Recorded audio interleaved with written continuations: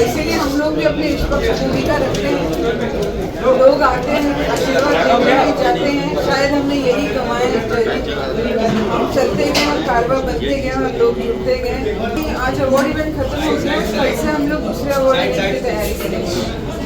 तो हमारी जर्नी में बहुत से लोग आते हैं जिन्हें हम बहुत गौर से देखते हैं कि वो कुछ एक्सेप्शनल काम कर रहे हैं और उसी आधार पर हम उनका चयन करते हैं।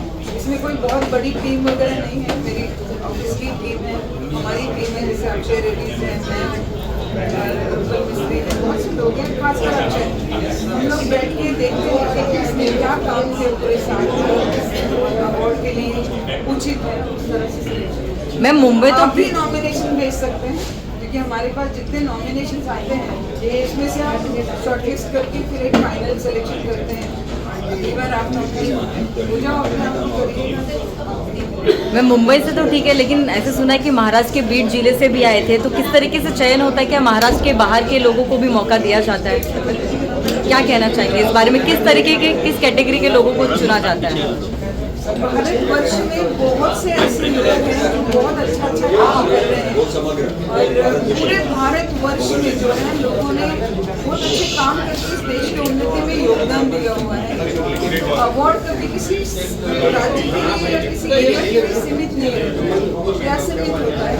इसलिए भारत देश के लिए जो भी योगदान देता है, जो बाहर बैठ के भारत के लिए योगदान देते हैं, उन्हें भी हमने अवार्ड दिए हैं और आगे भी हमारा यही प्रयास रहेगा। जो भी इस देश के उन्नति के लिए, समाज के जतन के लिए, संस्कृति को संभालने के लिए जो भी योगदान देंगे हमने अवार्ड दिए। जर्नलिज्म को कोई टीका टिप्पणी नहीं करना चाहूँगी, लेकिन इतना ज़रूर कहूँगी, अगर हर जर्नलिस्ट ये चाहे कि मैं अपने जर्नलिज्म के प्रति, अपने पत्रकारिता के प्रति वफादार रहूँ, अपनी जिम्मेदारी को अगर हर पत्रकार समझे तो पत्रकारिता की ये जो परिस्थिति आज हुई है वो कभी नहीं होगी। और दूसरा, जहाँ जिस बैनर में हम नौकरी करते हैं तो उस बैनर की सुनने के लिए भी बहुत से पत्रकार अपने आप को समर्पित कर देते हैं। तो उनको चयन करना है कि अपनी आवाज़ को कैसे उन्मुक्त रखा जाए या किसी और की बोली। मैम, जैसे सर ने अभी कहा था कि ऐसे लोगों की पॉलिटिक्स में बहुत ज़रूरत है, क्या फ्यूचर में आप पॉलिटिक्स में जाने का कोई इरादा है आपका? नहीं, मैं पॉलिटिशियंस को करेक्ट करने में बिलीव करती हूँ कि सभी पॉलिटिक्स में जाएंगे तो उनको करेक्ट कौन करेगा। तो एक पत्रकार का धर्म है कि अपोजिशन पार्टी की तरह रूलिंग पार्टी के पीछे लगे, कंस्ट्रक्टिव क्रिटिसिज्म करें, उनको करेक्ट करें और देश में जो कुछ भी बदलाव लाने हैं पत्रकार ही बहुत अच्छे से ला सकता है। Driven work focused on personal growth and self-awareness. Miss Pooja Bedi for Best Wellness Coach.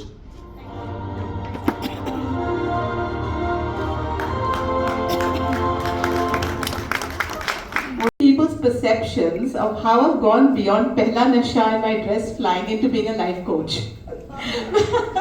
And everyone says, how?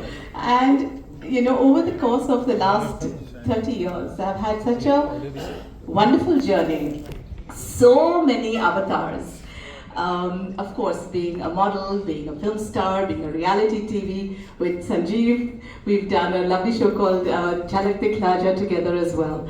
And jumping off, doing Khatron Ke Khiladi, jumping off planes, in a pit with snakes, testing my limits. I wrote a column with the Times of India called Heart Chakra for 18 years, guiding people on relationships.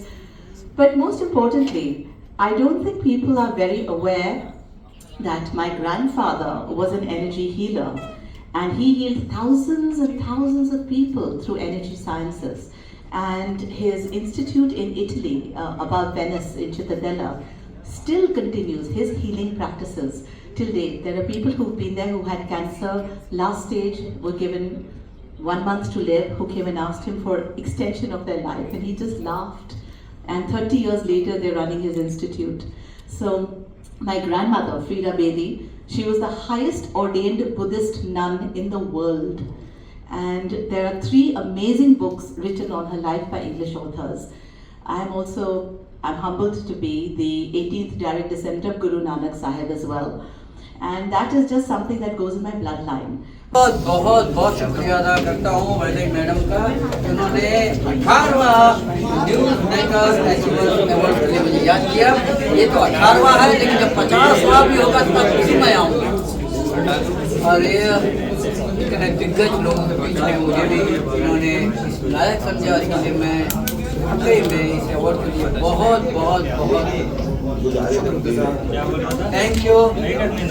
Vaidehi जी के लिए क्या कहना चाहेंगे जो उन्होंने selection करती है उसके बारे में? वैदेही जी तो इतना अच्छा काम कर रही है। उन्होंने पहले ही बताया कि लोग खरीदते हैं अवार्ड, लेकिन यहाँ पर सच्चाई है, यहाँ ईमानदारी है। तो उनसे यही कहूँगा कि अगर आपको कोई परेशान करता है, आपके रास्ते में अगर कोई गड्ढे करता है, तो आप बिल्कुल परेशान मत होइए, क्योंकि वही लोग हैं जो आपको छलांग लगाना सिखाते हैं।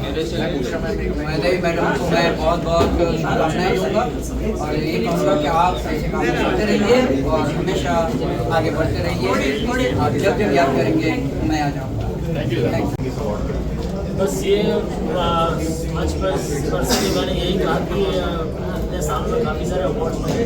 कुछ अवार्ड्स ऐसे होते हैं जो पाकर आपको बहुत गर्व महसूस होता है, तो उन्हीं में का ये अवार्ड है।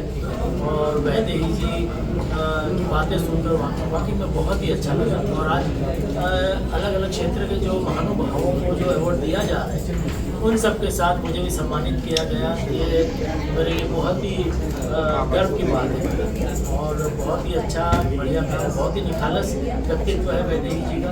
और मैं भगवान से ही प्रार्थना करता हूँ कि ये जो उनका व्यक्तित्व है इसी तरह बरकरार रहे और इसी तरह वो निष्ठा से, ऑनेस्टी से अपना काम करती है।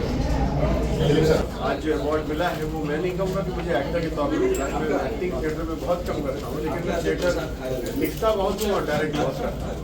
अखबार वाले मुझे नहीं जानते थे और आजकल अखबारों में थिएटर के लिए तो स्थान ही नहीं है। बहुत कोई बड़ी घटना हो जाए, किसी बड़े प्लेराइट की डेथ हो जाए तो बड़े नाटकों की अब समीक्षाएं नहीं छपती हैं अखबारों में, नाटकों की सूचनाएं नहीं छपती। पेड एडवर्टाइजिंग की बात नहीं कर रहा हूँ, पेड एडवर्टाइजिंग के लिए ही अखबार आप देखते रहते हैं। उसमें ऐसे एक अखबार ने एक थिएटर आर्टिस्ट को बता दिया। मैं बहुत बहुत शुक्रगुजार हूँ वॉइस और वैदेही जी का, जिन्होंने इस पुरस्कार को दिया। और आज जिस तरह का हमने यहाँ पे चॉइस देखी उनके अवार्ड फंक्शन में लोगों की, हर तरह के लोगों को उन्होंने बुला के यहाँ पे सम्मानित किया। आज जब हम कह रहे हैं कि हमारे प्रदेश में 100 डबल इंजन की सरकार है, उसमें आप युवा नेता को बुलाकर सम्मानित करते हैं, बहुत बड़ी बात है।